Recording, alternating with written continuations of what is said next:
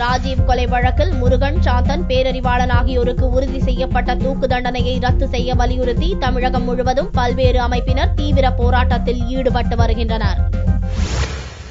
முன்னாள் பிரதமர் ராஜீவ்காந்தி கொலை வழக்கில் முருகன், சாந்தன், பேரறிவாளன் ஆகியோருடைய கருணை மனு நிராகரிக்கப்பட்டு தூக்கு தண்டனை உறுதி செய்யப்பட்டுள்ளது. வரும் 9ஆம் தேதி தூக்கு தண்டனை நிறைவேற்றப்படும் என அறிவிக்கப்பட்டுள்ள நிலையில் தனது தந்தைக்கு அளிக்கப்பட்டுள்ள தண்டனையை தடுக்க வலியுறுத்தி முருகனின் மகள் அரித்ரா தமிழக முதல்வர் மற்றும் மத்திய அரசுக்கு கடிதம் எழுதியுள்ளார். மேலும் சிறையில் இருக்கும் முருகனை பார்ப்பதற்கு நளினி மற்றும் அரித்ரா இருவரும் மனு அளித்துள்ளனர். இந்நிலையில் மூவருக்கும் தூக்கு தண்டனையை தடுக்க வலியுறுத்தி காஞ்சிபுரத்தில் மாவட்ட வட்டாட்சியர் அலுவலகம் முன்பு தீக்குளித்து தற்கொலை செய்து கொண்ட மக்கள் மன்றம் என்ற அமைப்பைச் சேர்ந்த செங்கோடியின் உடல் மக்கள் மன்ற உறுப்பினர்களிடம் ஒப்படைக்கப்பட்டுள்ளது.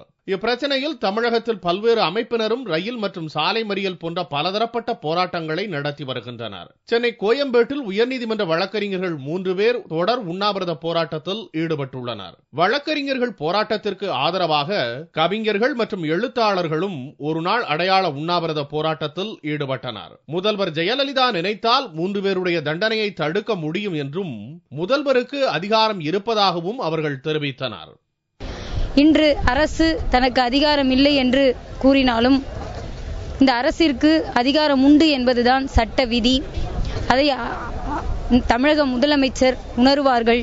எங்களுடைய போராட்டத்தின் வலிமையும் தமிழகம் முழுவதும் இருக்கின்ற மக்களின் உணர்வையும் அவர்கள் புரிந்து கொண்டு அவர்கள் அந்த அதிகாரத்தை பயன்படுத்தி தூக்கு தண்டனை நீக்குவார்கள் என்று நாங்கள் நம்புகின்றோம். திருச்சியில் மாவட்ட கலெக்டர் அலுவலகம் முன்பு புதிய தமிழகம் கட்சியைச் சேர்ந்த 3 பேர் தீக்குளிக்க முயற்சி செய்த போது அவர்களை போலீசார் தடுத்து நிறுத்தி கைது செய்தனர். இதைத் தொடர்ந்து ஆர்ப்பாட்டக்காரர்கள் கலெக்டரை முற்றுகையிட முயன்றதால் கலெக்டர் அலுவலகமும் மூடப்பட்டது.